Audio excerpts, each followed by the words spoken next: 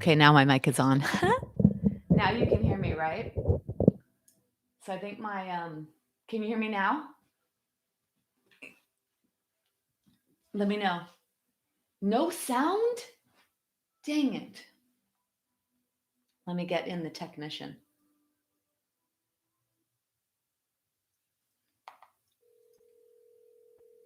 Still no sound? Or now you can hear me? Oh, it does. Okay, I turned on the microphone. Maybe that was the problem. Okay, bye. See, you have to turn on the microphone. So even though the light was on, it was on off. So anyway, I'm gonna have to put on my glasses to see all this. Let me see. So I know Eleanor and Stan are here from Mariposa. Cindy, I think there is sound now. I hope you and George are here. And that reminds me, I've got to look up the jokes. Okay.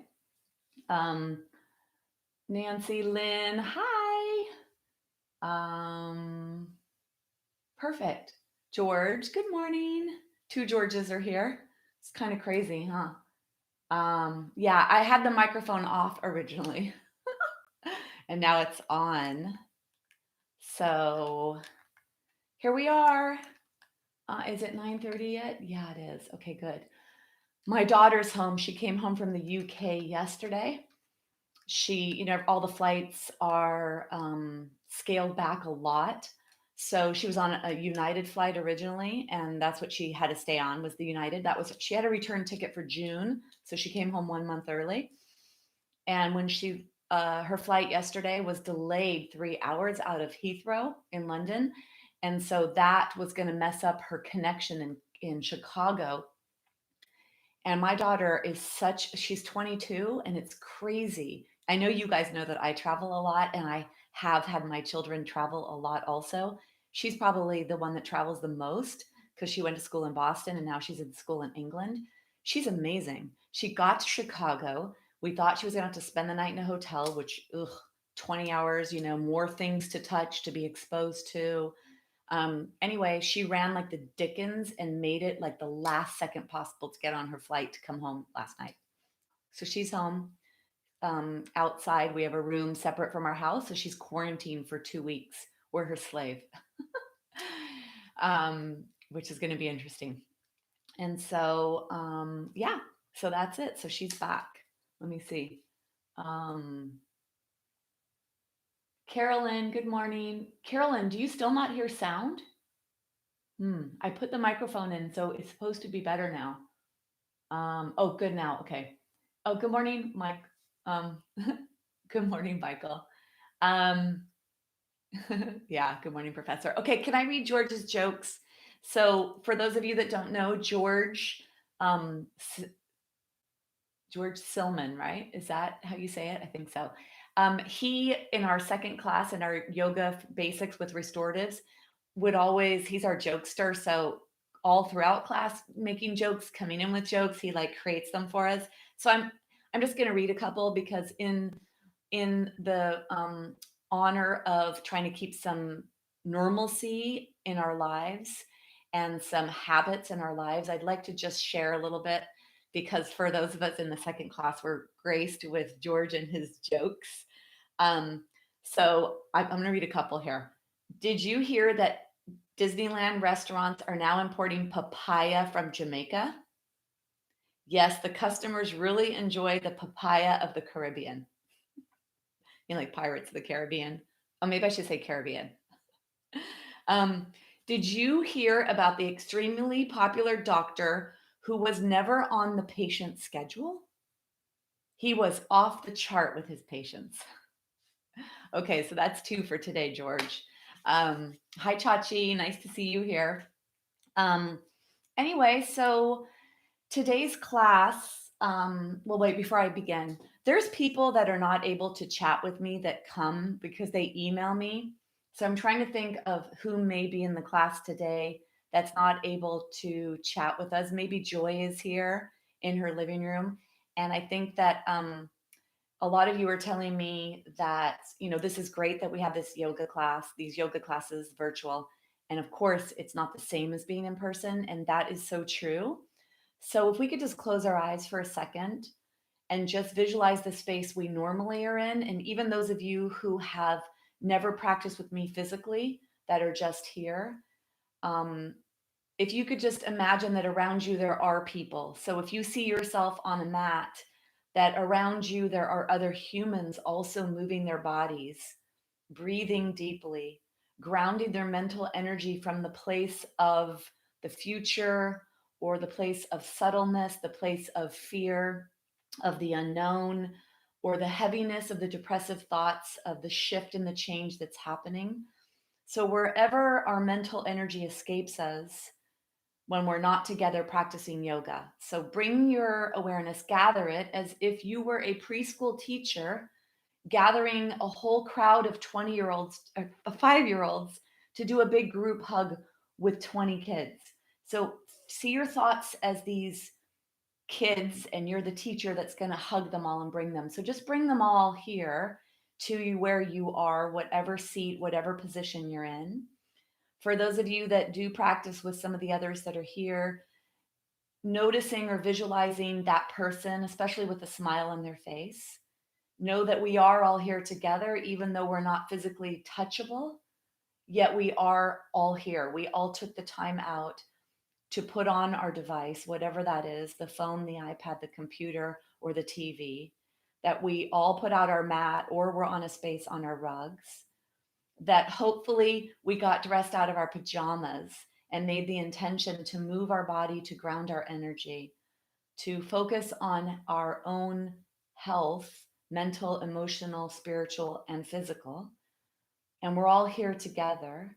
Let's just bring our hands together. I'm going to do the vibrational sound of the letter M so that you feel this sound in your lips, in your throat, and just notice this vibration. So just gather all of your thoughts, all of everything. Bring it to here, bring it to your hands. You could even take hands out as if from the air you were going to grab it all. So usher it in.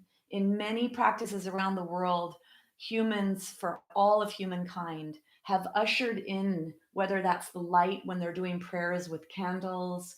So bring in all that, usher all that energy that exists around us, bring it to a point where your hands are. And then rub your hands pretty strongly so that you actually feel some heat generating. And feel that energy that you created as if you were taking your thoughts and you were turning them into a laser light focus. And then bring your hands to your chest so that you make a contact with your physical body with your thumbs.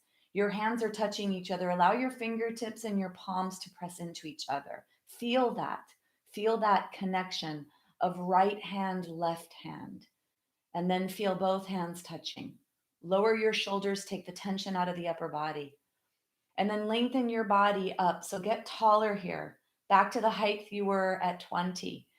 Get nice and tall. Slightly tuck the chin down towards the chest and push it back so that you engage those strong upper neck and upper back muscles that hold you in a nice postural position. Lower your shoulders, release the tension. We're going to make the sound of M, the letter M, when we exhale. So let's take a deep breath together.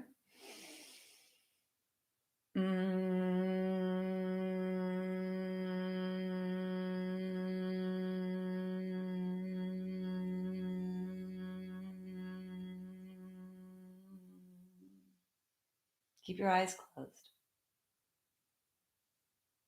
Take your hands to cover your eyes to block out the light. And then allow your eyes to open themselves by blinking.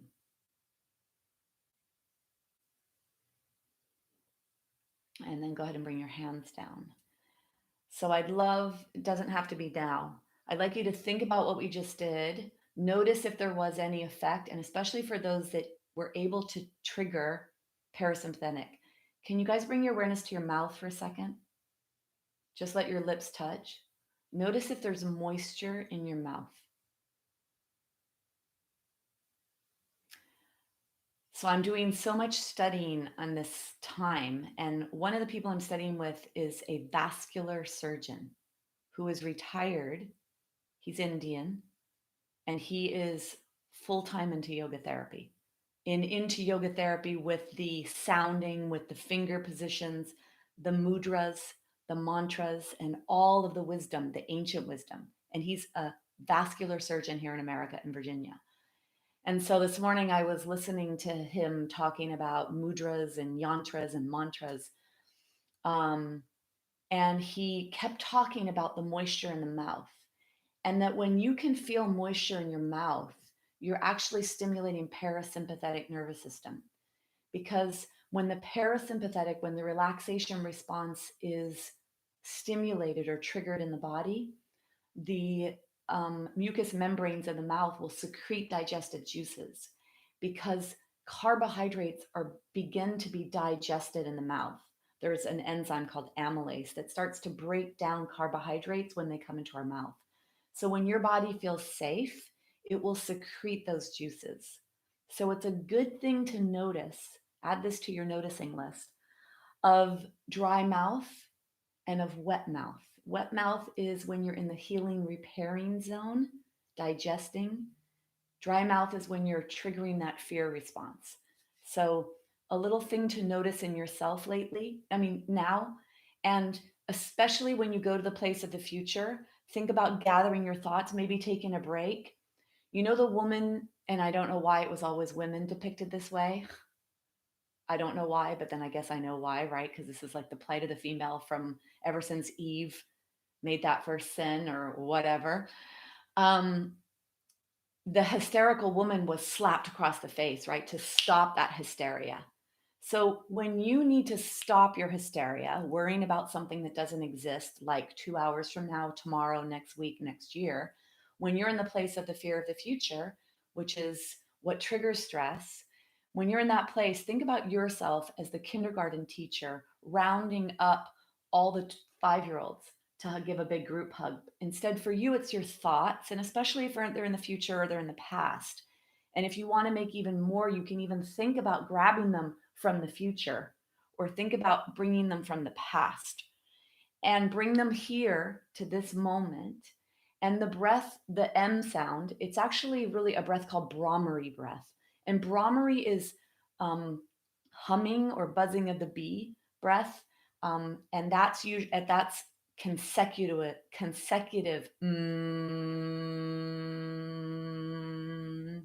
It would be like maybe you commit yourself to 5 breaths like that, or 10 breaths like that.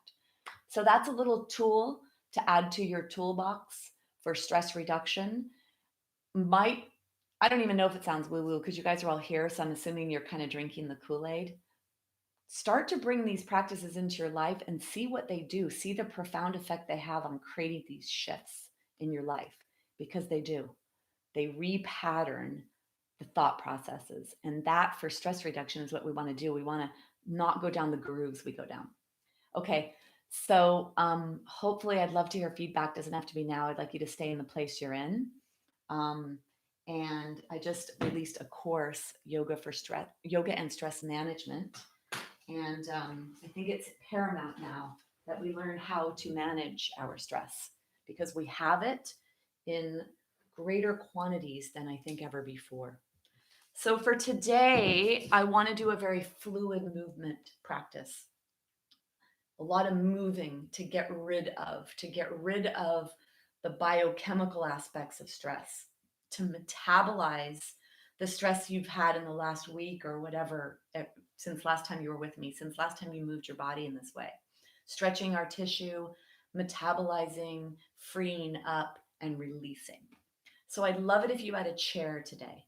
And if you have a chair without arms, that's a little more preferable for more movement in your body. And if you don't, that's okay. So if you have a chair, I'd like you to get a chair.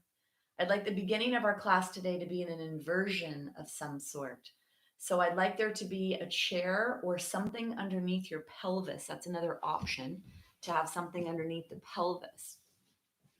You're going to come to your mat, and a towel or a blanket for the top of the head.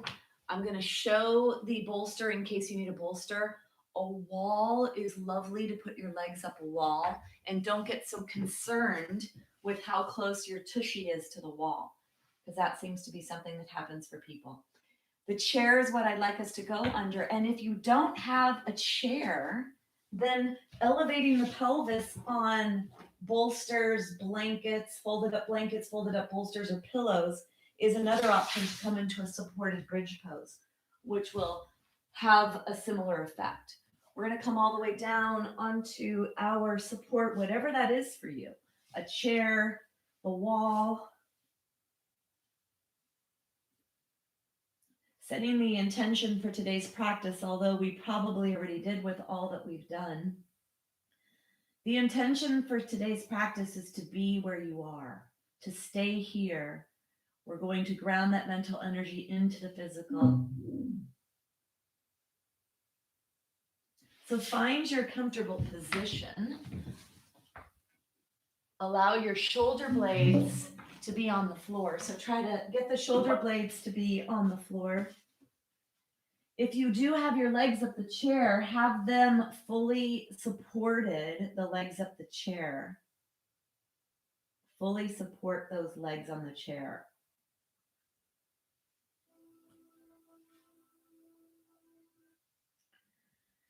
If your legs are up the wall, make sure you don't feel too much tension behind your thighs. So for those of you with tighter hamstrings, elevating the pelvis when you're near the wall can be really nice for tight hamstrings to give a little more space.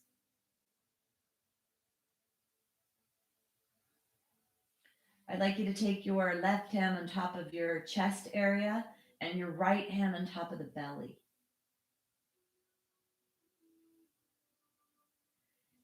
And then notice if the center of your head that's where the pressure is being experienced by you. Center of the head.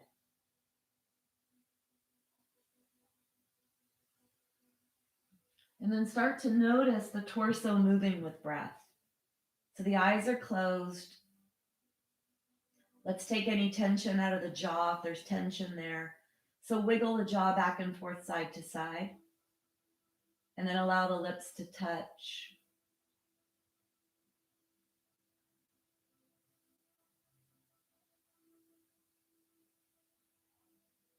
Feel the belly move, feel the chest move, feel the hands move as you breathe. See if you could let your body breathe itself. It's an autonomic nervous system that controls respiration. It's actually really intricate. The brain tries to maintain a certain pH in the blood, very intricate, precise number around 7.3 something to 7.4. And it will determine how deeply you breathe, how much oxygen you need in order to make sure the gas exchange maintains that pH in the blood. It's so fascinating, our bodies. So see if you could just notice what you notice. What's your body doing? No judgment. No judgment if it's up in the chest, if it's short and shallow.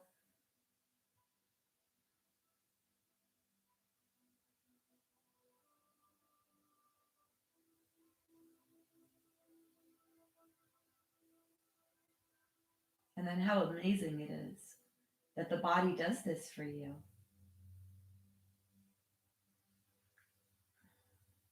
So let's make this first part of our practice with movement as we deepen our breath, as we stretch or spread our ribs. We move the muscles of the rib cage. We move the primary muscle of breathing, which is the diaphragm in the center of your torso. So we are able to actually get in there and start moving and taking over aspects of respiration. So this is your control. For those of you that deal with anxiety or panic, this is where you actually have control or can get control when you need it. Bring your awareness to your chest. Start to breathe into your chest. Feel the hand that's on the heart rise and fall as you intentionally breathe into your chest, expanding your upper ribs and your upper chest.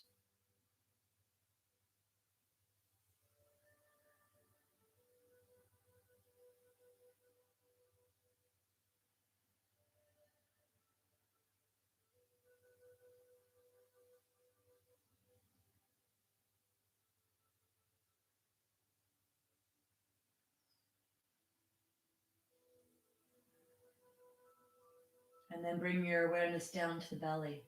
Start to deepen the breath. Bringing the breath deeper so that you feel the hand that's on the belly rise and fall. Let the hand, the right hand that's on the belly, let the thumb start right where the belly button is. So your hand is pretty far down your body.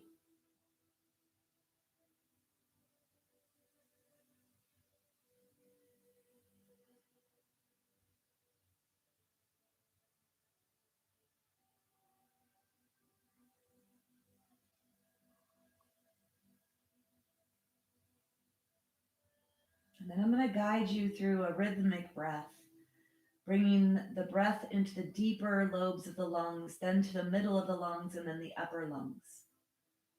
And I'll direct you through belly, ribs, and chest to get this to happen.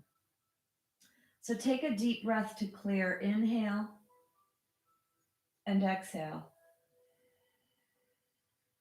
Let's begin.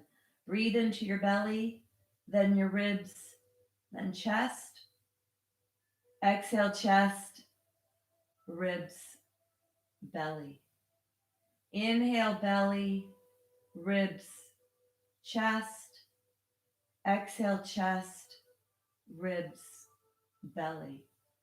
Inhale, belly, ribs, chest. Exhale, chest, ribs, belly. Inhale, belly, ribs, chest. Exhale, chest, ribs, belly. Inhale, belly, ribs, chest. Exhale, chest, ribs, belly. Continue on your own and try to slow down the breath.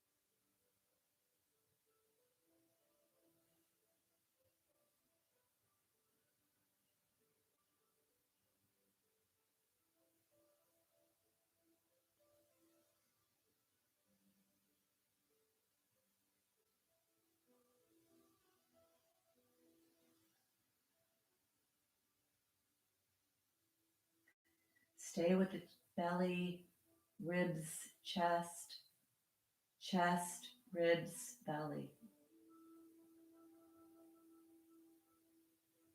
Keep your mind busy with all of that. And feel your belly and your ribs and your chest move.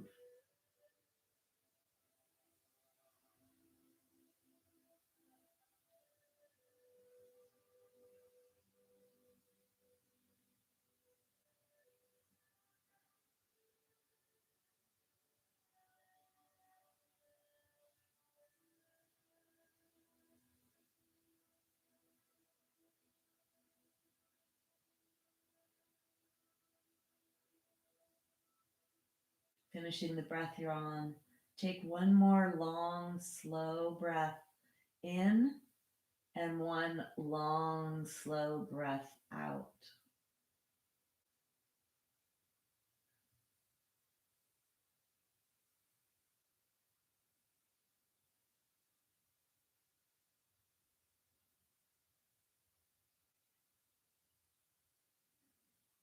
When you finish your last breath, bring your awareness to fingers and toes, to ankles and to wrists.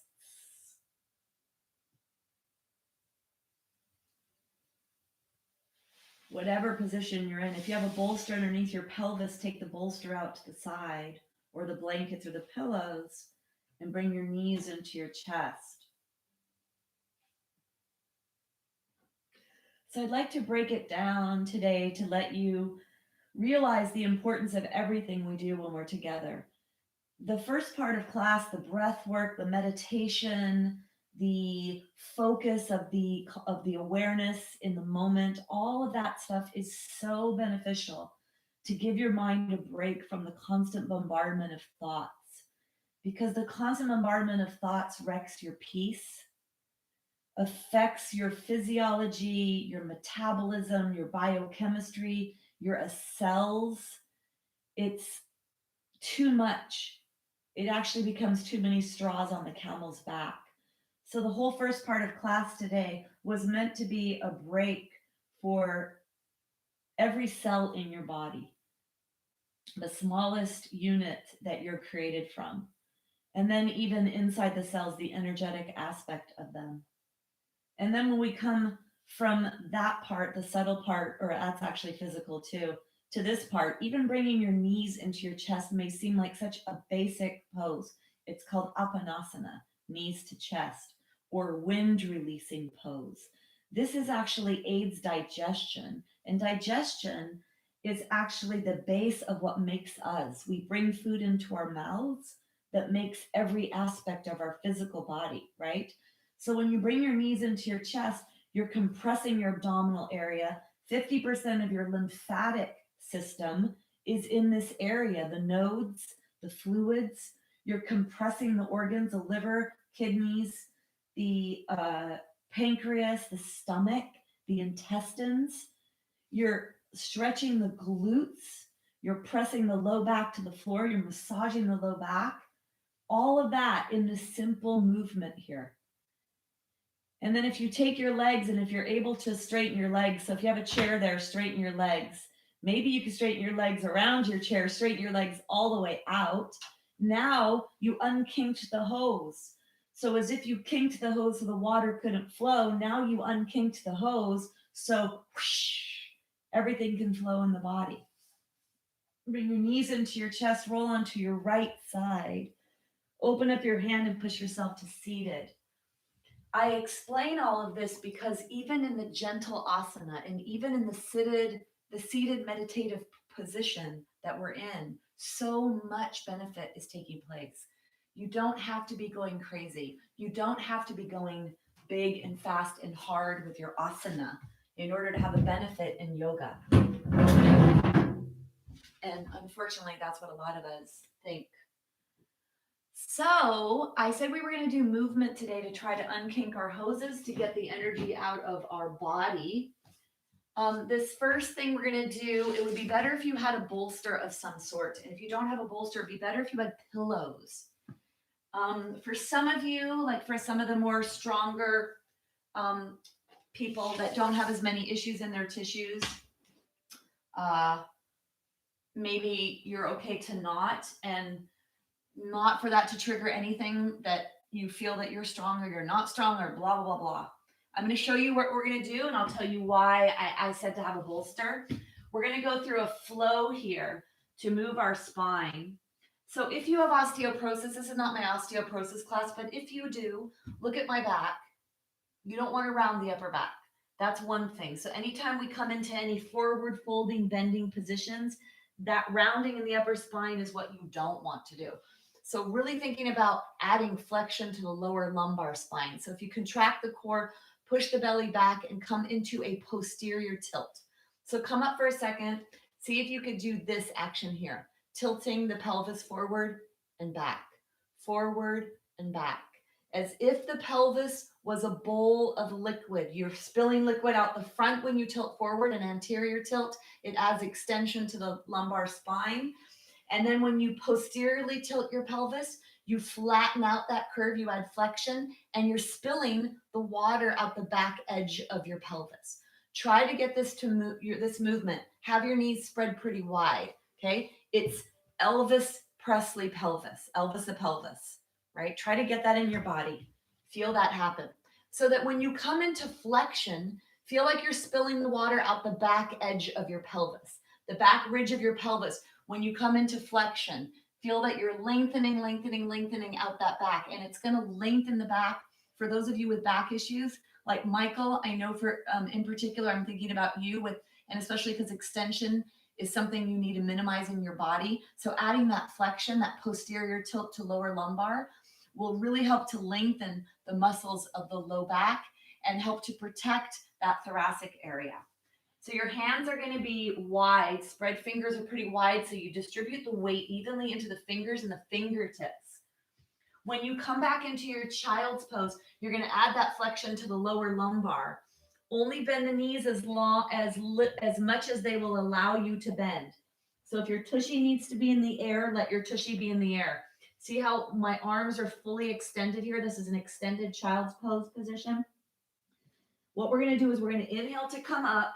When my shoulders, wrists, and elbows are in alignment, that's when I'm going to bend my elbows in at my body and slowly lower my torso to the floor. Then I'm going to open, not just lifting my head up, I want to push my heart forward, coming into a back bend. This is called up dog. Then you're going to push your belly button up towards your spine, come into that flexion in the lower lumbar when you come back. That's what we're going to do. Let me give you the breath. Come all the way up. Let's begin here in a tabletop position, all fours. Inhale. As you exhale, start to flex that lower back. Push the belly button up towards the spine. Let the forehead come to the bolster if you have one here. And then inhale, come up through flexion as well in that lower lumbar. Bending the elbows on the exhalation, lowering down. Inhale, open your throat, open your chest, look up the wall or to the ceiling. Exhale, push your belly button back towards your spine. Go slow. Go with breath. Inhale to come up. Exhale to go down. Inhale to come up. Exhale to go down. Feel the tissue in your body stretching. Stretching your body glove. Go slow. Go with breath. Keep the elbows in at the body. This strengthens the upper body. For those of you that want a little bit more, you can try taking the bolster away, doing this without the bolster, a little more intense, a little deeper range of motion in every aspect of this. Stretching the spine. Go slow so you feel your joints moving. You feel what feels appropriate in your joints. You exhale to lower. You inhale when you rise. One more complete slow round through. Warming up the shoulder joint, warming up the spine. Intention here is usually the spine. A lot of the yoga poses are for the spine, movement of the spine. Because, I'll tell you in a second. Let's inhale to come up. Come all the way up, roll out your wrists. The reason why most of it has to do with the spine is because the wisdom, the healing, and everything in yoga is about getting to the place of meditation. And so you want this body to be able to sit in meditation for a long time to get to the place where you start to really heal your mind. Okay, let's come on to all fours. Hopefully your hands are feeling okay here. I want to play with this. You can inhale forward. So feel how you're weighting your hands, and then you go back. So now you could feel your tushy and you're in your legs and the weight came off of your hands. So if there's anyone out there with wrist issues, you could roll up your mat or get another blanket or something. So you minimize the flexion in the wrist joint. So you take this deep bend from this L shape and minimize it. Minimize the bend right here. That'll help some of you. Pointer fingers are forward. And I wanted you to see how you can distribute your weight forward and back here. The weight can actually move forward and back. So it doesn't have to be all weighted in the wrists. And then being in the wrists is actually really valuable for us because the wrists are the number one area that breaks during a fall. So the most broken bone is the pinky toe. And then the wrists are one of the precarious places that break. So being weighted, putting body weight on them like this actually strengthens our wrists. This is important for us. Let's inhale our right hand out and our left leg and then raise them up and then exhale to tuck them down. Lengthen, lengthen, lengthen. So feel like your arm is reaching away from you as far as it can and your leg is reaching away from you as far as it can. Inhaling up, Exhale to tap down. And then one more time, inhale up, stay here. Stay here. Reach your fingers away, reach your foot away. You could turn your palm in, thumb up towards the sky. And if you'd like to add a little challenge, take your right foot off the floor, contract your belly, push your belly button up towards your spine when you do that. And then go ahead and bring your hand down. Bring your hands here. Inhale, take your hands, your left hand away, your right leg, and lift them up. And then exhale to tap them down. Be nice and long here as you inhale to rise, exhale to lower. Inhale, rise, exhale to lower. And then one more time, inhale to rise. Stay here. Really reach your right leg up, left hand away, and lift the left foot off if you'd like. Contract your tummy, push your belly button up towards your spine. Draw inward with your waist and up from the pelvic floor, and then push everything up towards the spine. Push your right fingertips into the floor, lift your right leg, and then go ahead and come down. Take your wrists. Maybe you feel your heart rate accelerate, using a lot of muscles there, strengthening the back body in that diagonal pattern, lower back on one side, right on the upper. So it's helping with posture. And then there's also the balance aspect. There's a coordination within the joints, strengthening the wrist. So I'm just telling you all the great things that exist in each thing we're doing, because it's so tremendous to me, this benefit and this healthy aspect of yoga. And then for me, I feel so much core right now from everything we've done so far, whether that was the warm up or that. I felt a lot. Okay, so today for our plank challenge, we're doing that 1 minute plank challenge. I'd like it to be dolphin plank today, because we've been on our wrists for a long time here. So with dolphin plank, it's actually a little more core, because we're taking away some of the upper body muscles. So sometimes people have a little more challenging time staying in this one for a whole minute. So let's see.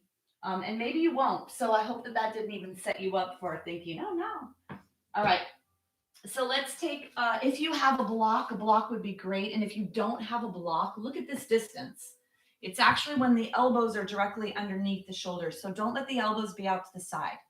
Have the elbows here. And actually, that's not necessarily true either, because sometimes they actually make a triangle here. And maybe that works for you, to take the elbows out and to have a triangle base. So you're going to try whatever works for you. Bring yourself forward into your plank position. So your elbows are directly underneath your shoulders, your feet are on the floor, or either your knees and your lower legs are on the floor, or your toes. Push your body weight back. Feel how you could rock forward and back, and push your body weight back. And then push your feet into the floor like crazy, so that your feet are helping you as well. Push your hands into the floor, push your arms into the floor. For those of you that want to do a little something crazy, you can walk your feet towards each other, lift one foot off, press those other 5 toes into the floor like crazy, and then switch. Everyone reach out of your crown of your head. Your nose should be pointing straight down to the floor. Lengthen the back neck. Press your hands into the floor, and then press your elbows into the floor and press your feet in, and draw them towards each other to deeply turn on those deep core muscles. And then lower down.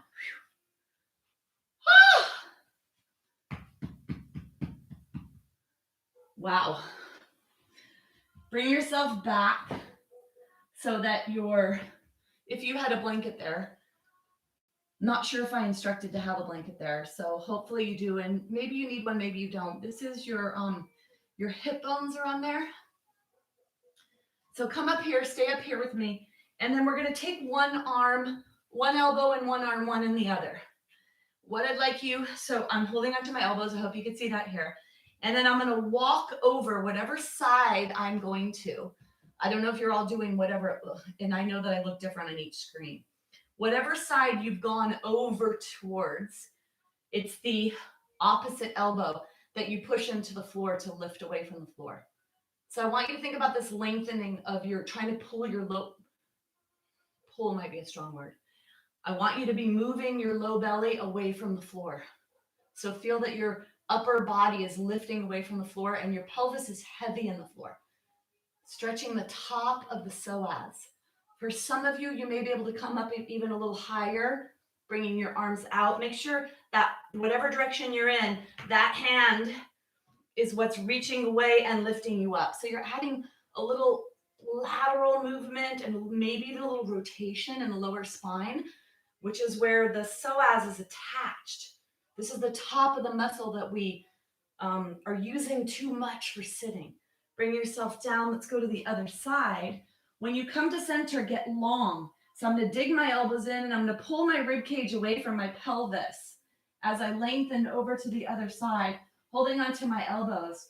Then I push my elbows into the floor to lift my lower belly away from the floor a little bit, feeling that stretch down low on the side of my belly or on the side of my body, lengthening my psoas. Deep breaths here.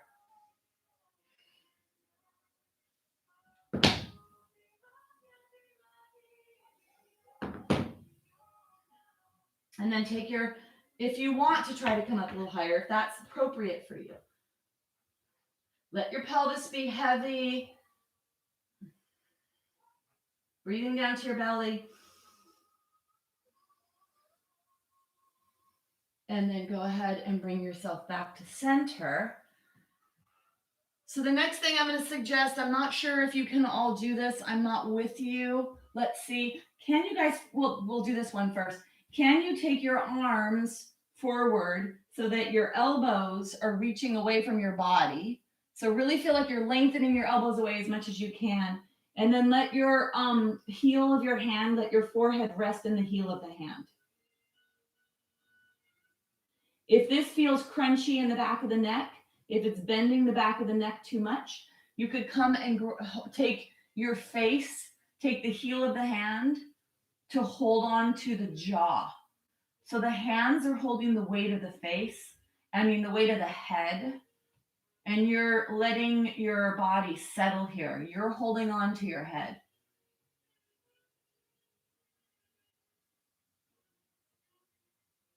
Probably better to hold the jaw.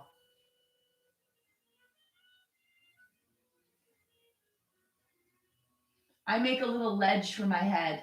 I bring the heels of my hands together. Some people can't actually do that part, but bring the heels of the hands together if you can, and then let your jaw just rest in that place. Like a little shelf, a head shelf.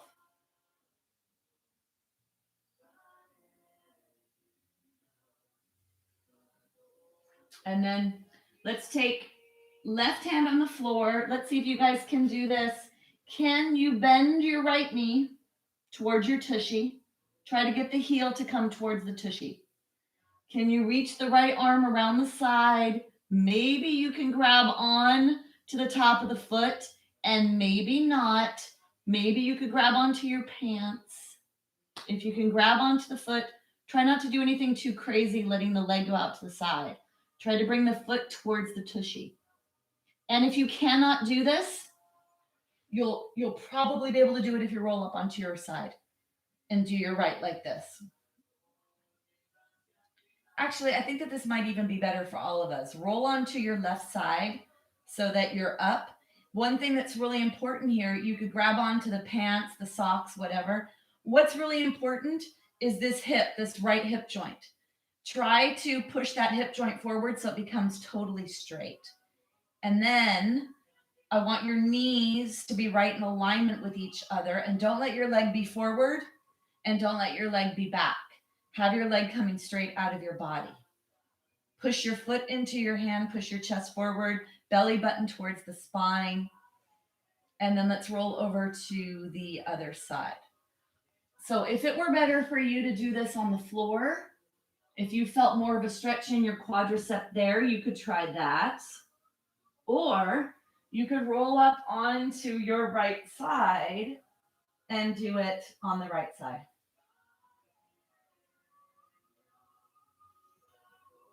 So you're either on your side or you're on your belly, stretching your quadricep, the front thigh muscle.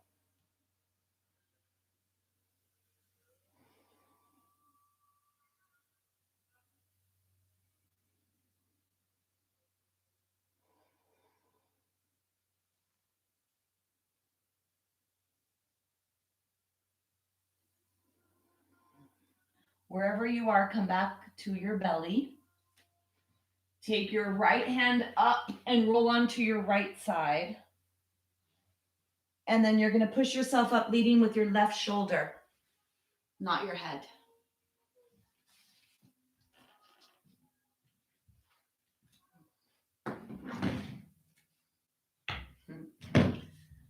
I have my phone near me because I change the music or I use it for a timer. Let's come here up onto your legs. Take your hands behind you. If you can clasp them, so I'll be behind you. If you could clasp them, clasp them. If you can't clasp them, try to grab onto elbows or hold onto wrists. Okay, so do one of those. It's either clasping hands, grabbing on elbows, or grabbing on wrists. Spread your legs a little wide here. Try to flatten the feet into the floor. So if they're like this, flatten them. And then take your hands, reach your hands down towards the floor. And if you're holding your elbows or your wrists, same thing. Push your heart up.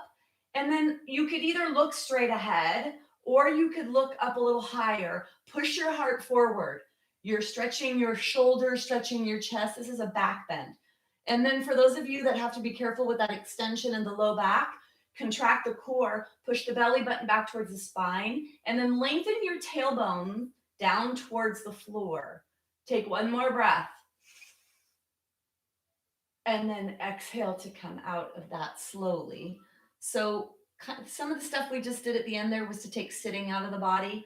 We stretched the top of the psoas when we were doing our side movement, pushing away from the floor, and then stretching the quadricep, hip flexor muscles to get that hip to be straight as opposed to always in the flex position when we're sitting.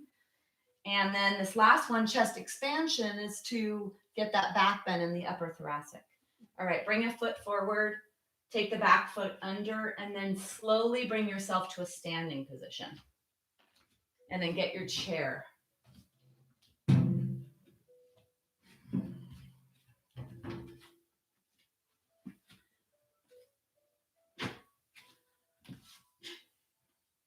Having a folded blanket on the chair may feel nice for most. And if you're less than 5'3", having a blanket on the floor or something on the floor may feel good as well. You don't want your legs cutting into the chair, and you don't want your hips to be really bent here. So make sure you have some elevation. And then we are going to do a little bit of movement. This is to try to work on any rotation or anything that gets into the body, any kind of dysfunctional patterning in the spine, adding a little rotation, adding a little bit of flexion and extension. So again, moving our spine, which is what I said when I began today, that yoga so much is about the spine. So let's take the right shoulder, left shoulder. So I'm going to speak that this side of the screen is left side and that this is the right. And for some of you, it may be the opposite. So hopefully we get this. Okay. Left shoulder comes up, back, and let the elbow go back as well and down. And then the right shoulder comes up, the elbow goes back. So let the elbow be a part of this because the elbow is going to actually help place that shoulder blade back on the spine, back of the body. And so you're like swimming backwards kind of, and let the elbow move in whatever feels like a safe movement pattern. And then you're going to try to get a little bigger with this, noticing in your body what feels appropriate. Try to let the arm be pretty fluid, that like the shoulder is actually directing where the arm goes. Kind of like a leisurely black stroke, kind of. And I want this rotation to be occurring here when you go side to side. I guess for those of you actually that your shoulders are bugging you, you could even do it like this, where you don't even get that movement too much in there, but you just get this rotation in the upper body, warming up those rotational muscles, postural muscles. And then let's let our hands go bigger if you're moving hands. I don't know if I mentioned to be at the front of the seat and not near the back, not letting your back be supported, but that's important here. We want freedom. And now let your head go with your hand. So let your head, your gaze go where your hand goes. Go slow because probably you could get motion sick or dizzy. So if you're going to be watching your hand, you need to go slow. Allow the fluids in the inner ear to be okay with this. And then if this drives you crazy, keep your head forward. And then bring yourself back to center. Let's take our thumbs on the shoulder and our fingertips in front. Nice and tall. So think about lengthening your spine, pulling space between each vertebra, allowing the discs to be spongy and movable, and allowing whatever movement we do in the spine to actually affect those discs and move those fluids all over. Get nice and tall. Inhale. Exhale, chin to chest. Let the elbows come down. And then inhale, let the throat open, let the elbows go up. Inhale.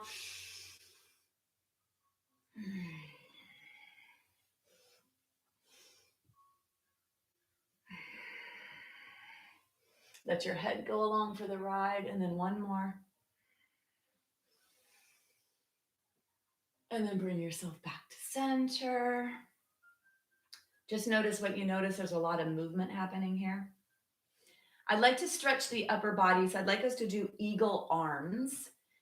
Now, let's take the arms wide, and then bring the left elbow forward and the right elbow on top.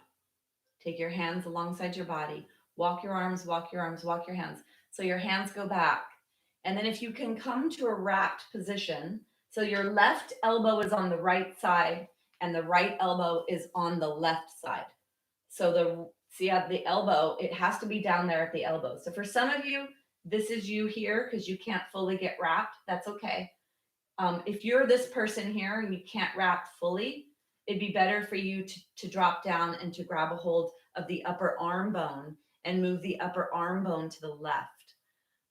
So it's not the whole body moving. It's only this bone. You're pulling this bone over to the left to feel that stretch in the upper back. Okay? So do that. Raise the arms if you're wrapped. Take one more breath. And then let's come out.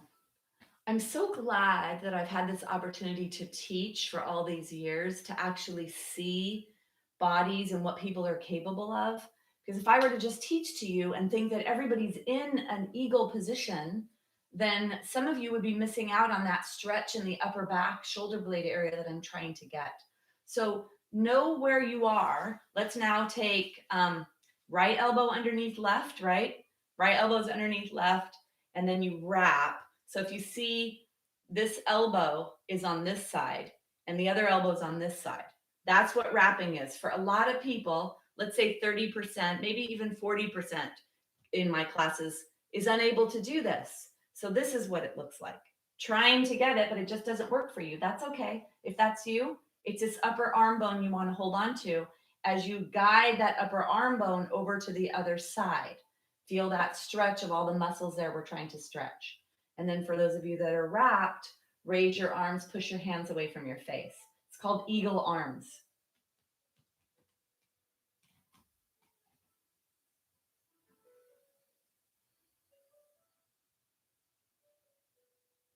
Take one more breath. And then go ahead and release that. Take your fingers, move your fingers. Let's take your arms down alongside your body. So this part of your body where your clavicle bones are, can you let this move up towards the sky so that you're not here? You are letting these clavicle bones float up towards the sky, which is going to straighten the upper back. And that's what we want. And maybe even add a little extension, a back bend. So that's what we're going to do. And then we're going to raise our arms with that position. So you have your clavicle bones reaching up towards the sky. So you're in this upright posture, just kind of like what we did with that chest expansion. Then you have your hands out to the sides. You're going to inhale as if you're in a bathtub full of jello or a swimming pool full of jello. So there's a resistance to the arms on the way up, but there is no elevation of the shoulders. So let the shoulders be where they are. Come down again. See if you can lift the arms independently of the shoulders. You're only going to go to a certain place when your palms are down towards the floor. Bring your hands out to the side, flip your palms up, and then there's more freedom to go up, right? Turn your palms down, it bangs into something, right? There's a notch there and that won't let it go until you actually come into external rotation, palms up towards the sky. So for those of you with issues in your tissues, your shoulders, notice where your hands are. The more you could be hitchhiking, the external rotation position, the more freedom of movement you will have in your shoulder joint, which will free you up from using the shoulder to lift the arm, because that's what happens when we get tightness or issues in our tissues. Okay, float the arms up, and then let's begin circles. Notice if you've chosen counterclockwise or clockwise. What's really weird to me is that when I do this, because I didn't tell you which direction to go, quite often the women are in counterclockwise and the men are clockwise. So just notice if you as a male are going clockwise or a female going counter. And it's not always, so it doesn't mean anything, or I don't know yet what it means. Let's go a little bigger with our circles. Keep your arms up, please. Don't put them down. I'm trying to strengthen your shoulders. And yes, it burns for me too. And then ladies, for those of us that really want to get those like nice cut arms and not have, that stuff, especially as we lose testosterone and the lean body tissue is a lot harder to maintain as we get older. Bigger circles, bigger circles. Notice if you're going clockwise or counterclockwise. Woo! Bring your hands down. Close your eyes for 1 second or minimize your gaze. Just feel what you feel. Feel how much blood is pumping through your system. Talk about moving our lymphatic fluids. Talk about unkinking hoses and getting things to flow. And talk about metabolizing the stuff in your body that's sitting around after you've been stressed out, sitting in your head, worrying about whatever you worry about. Bring yourself back. Okay, so whatever position you were in, you're going to go in the opposite direction. We're really here for such a short period of time. I know that there's a burning. I'm not there to watch you, to motivate you, but we are all here together looking like a bunch of, planes, ducks, whatever. So let's go a little bigger here, start to get a little bigger. And notice, was one way a little more challenging than the other? Notice if one arm feels like it's doing a little bit more work than the other. Notice where you feel the burning. Is it the same going forward and going backwards? It's not for me. It's not the same burning when I go forward and when I go backwards. And I could tell that one hand was doing more work. So I shifted that so that I gave them both the same amount of work, big circles. And then, all right. Isn't that crazy how hard that is, or how much muscular strength that entails? Okay, bring your shoulders up, squeeze like you're wearing shoulder earrings, and then drop them. Bring them up, drop them, bring them up, drop them, and then one more time, up, and then drop. Shoulder rolls forward, up, and back. Try to let your hands go along for the ride. Turn your palms down, I think feels better. And then let the shoulders go back, up, and forward. So try to let it be that your shoulders are doing this work, your shoulder blades are doing the work, and you're letting it go along for the ride. Then sit nice and tall. Some tension was created in the neck there, kind of a little bit for me. Maybe you feel that. So I'd like us to isolate some neck movements here.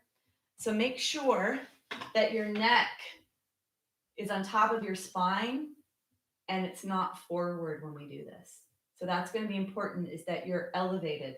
So one really great way to get that, this is really graphic, but very powerful. Right here at your occipital ridge, can you imagine that a big hook is lifting you and holding you up? Almost as if you put yourself, like if you were against a wall and you were going to hook yourself up on the wall, you put yourself back and you lift yourself up to be hooked. So feel that the neck goes up and back here.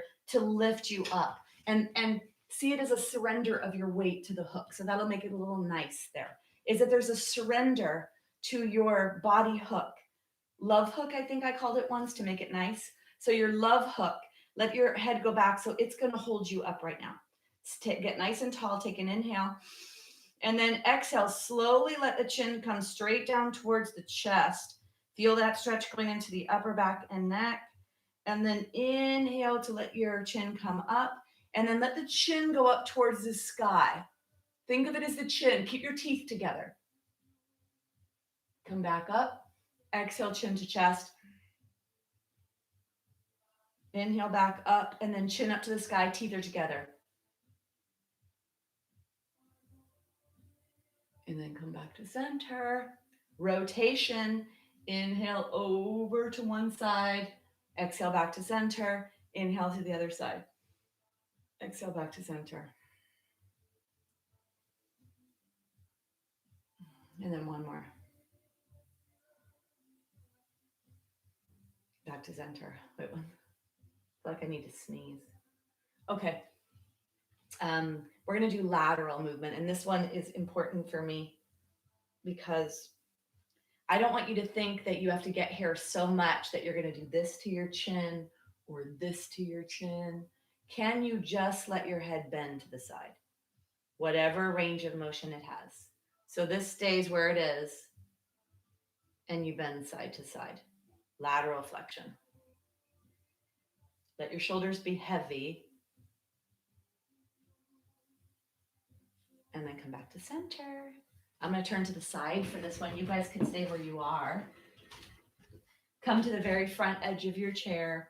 Front edge of your chair. Bring your feet back closer to your chair than your knees are. Knees are forward of the ankle joint. Feet are together. Let the big toes touch. Take your hands forward. Bring your body weight back. And then push your heels in. Let your tushy come up. Just a little bit, little takeoff. Push your heels into the floor. Heels in, tummy back. So contract your core. The whole midsection contracts. Lift your hands up. Don't have your hands in front of you. No rounding in the upper trunk. And then let's hover. Squeeze your legs together. Make sure your knees are not forward. So push your knees back so your knees are over your ankles. And then push your belly button to your spine. Lift your hand. Look across the room. Halfway up the wall, at least, if not 60 or 70% up the wall. So they did a huge study on aging, and the people with leg strength were the ones that aged better, longer, and more healthy. So leg strength is a big determinant for overall health as you age. Helps you with balance, helps you with joint health, coordinating and distributing the weight evenly in the joints so you minimize wear and tear. Squeeze your legs together, push your belly button up towards your spine, lift your arms up, look to where the wall and the ceiling meet if you can. Bring your hands together, squeeze them, and push yourself to standing. Let's do a group sigh. Take an inhale.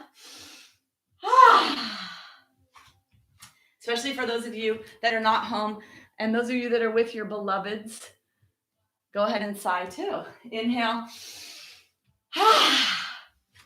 We could even make it a lion's breath. Lion's breath, you let your tongue come out and touch your chin. Inhale. Inhale.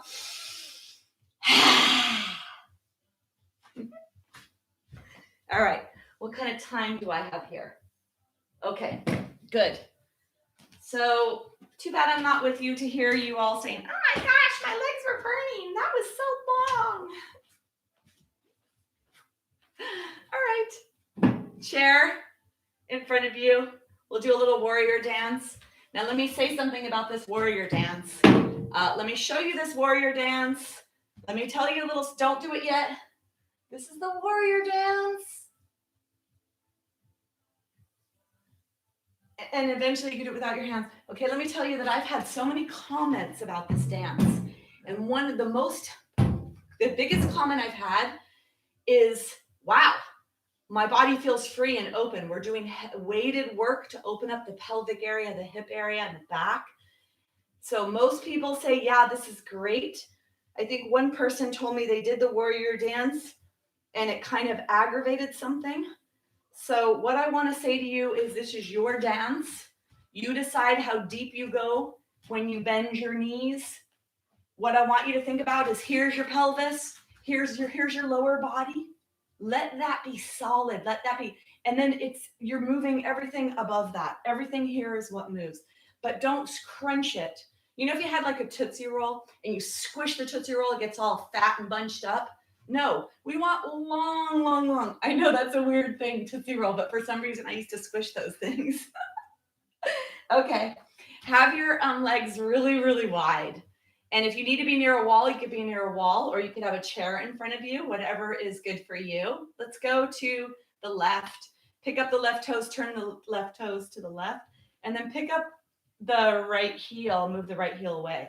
The really important part is that right down there in that heel, can you push all your energy down the outside of the right leg? The right pinky toe edge touches, or whatever side of the body this is for you. Activate the arch, push the big toe down, big toe, all the toes, whole edge of the pinky toe side, and both parts of the heel, and then lift that arch off. And then the same thing with that front foot. And then let's go ahead and don't just float the arms up. Let's go through that bathtub of jello again, or that pool of jello to come down. The lower you go, the more intense this is. You do you. Make sure you're not here with your torso. So bring your torso here. Let's bring our arms in front and then take them back out to the sides. Let's begin our dance. Look over your front fingers.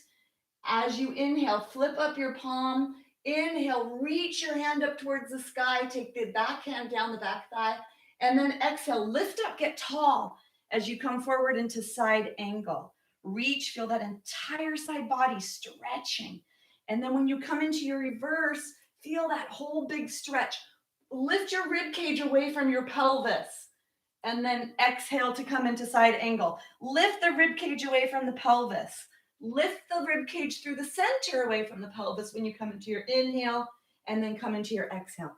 If you want a little more intensity, be a little deeper. Do not hold on with your hands. Bring them forward. To bring and forward when you distribute your weight. Still pick your ribs up off your pelvis. Nice and long here. Push your belly button back towards your spine. Bring yourself back up into your warrior two position. Look over your front middle finger. And then let's straighten the legs slowly. Shake your legs. Shake, shake, shake. Shake your legs. So this is like a lot of things are happening here.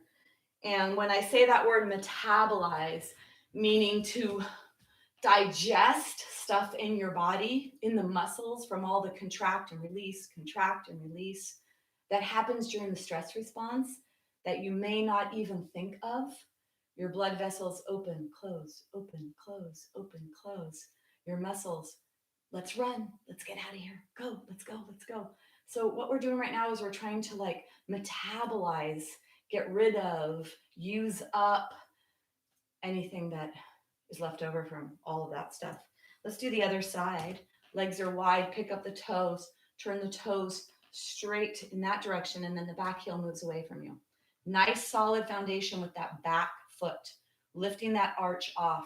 And then you're gonna float your arms up through that swimming pool full of jello, bending that front knee, push the front knee to the side, make sure it's tracking to the side. Then you take an inhale, lift up, reach your hand down, make sure your ribs, exhale forward. The rib cage is pulling away from the top ridge of the pelvis. So really keep that length in your torso. Exhale. Back foot is very active. Back heel is very active. Exhale to come into your side angle. Inhale to come into your reverse warrior. Maybe you're going to take your hands off. Whatever feels appropriate for you.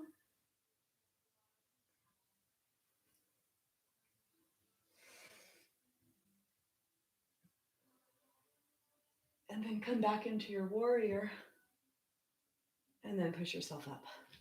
Shaking your feet. I think we're close to the end. All right.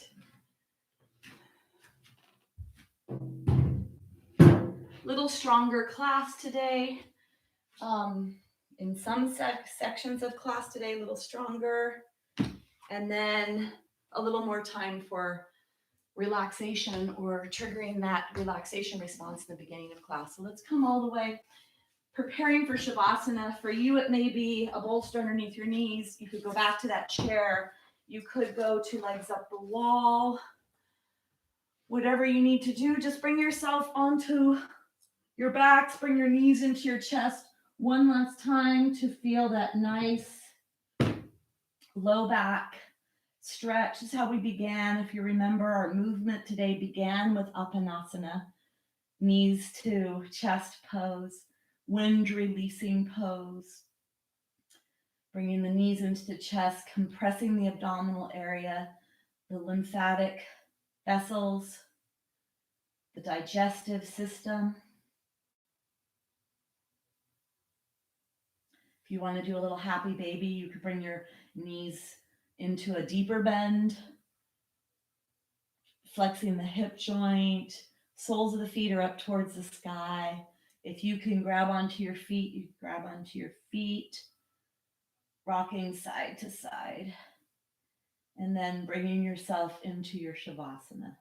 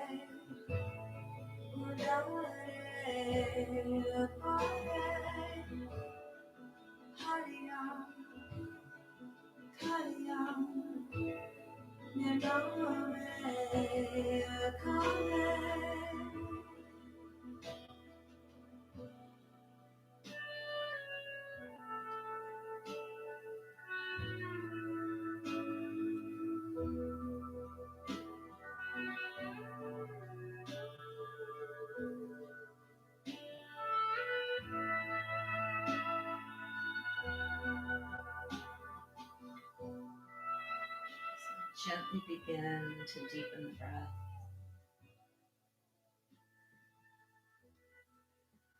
Start to move the fingers and the toes. Roll the ankles and the wrists. And then let's bring the knees into the chest again, side to side. So as you can tell, this is pretty much a go-to pose in yoga, this knees to chest. Great way to start off your day. Let's roll onto our right side, leading with your left shoulder. Push yourself up to a seated position. Try to stay in this place of mellow. Coming into Sukhasana, easy seated pose if you can. So that's what it means, easy seated, Sukhasana. See if you could sit in this position here, lengthening the bottom part of where the psoas attaches onto the upper thigh bones. Bringing our hands together. We began with the sound. We're going to end with the sound as well. So take your hands, rub them, rub them, rub them. Take the thumbs to touch the sternum bone, nice and tall. And then find your love hook. So take your head back and up like you came onto your love hook, and you feel that length that comes into the spine, pulling the rib cage away from the pelvis. Take a deep breath down to the belly.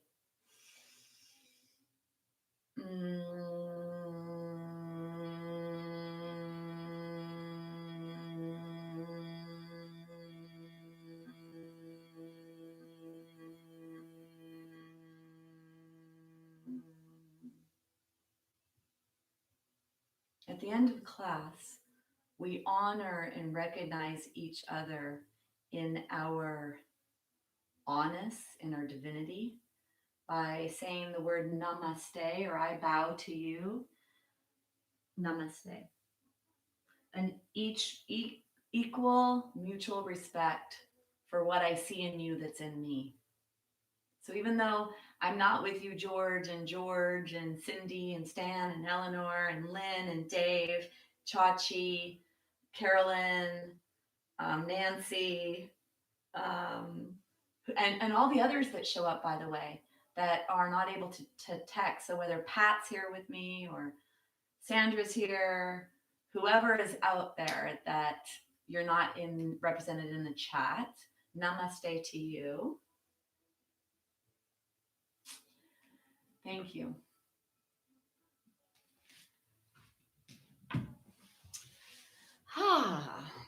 So I created a program. I mentioned it a little bit at the beginning.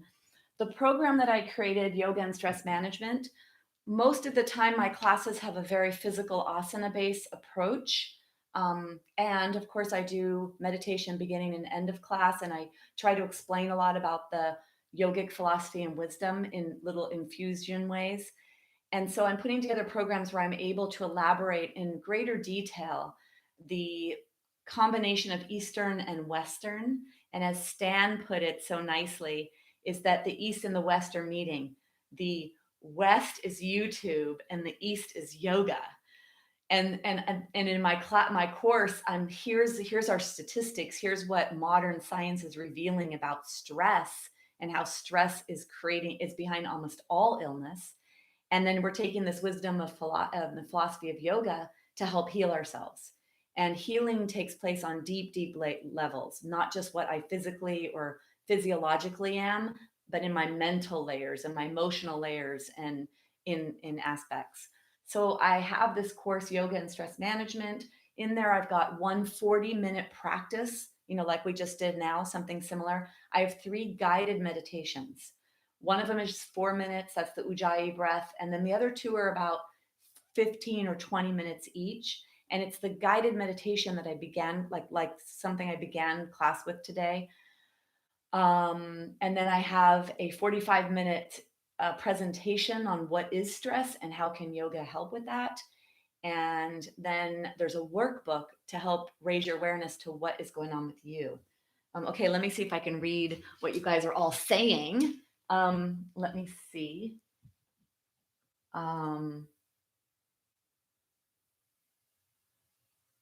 Yeah, Chachi, sound is huge. And one of the most beneficial healing aspects to the practice of yoga is sound.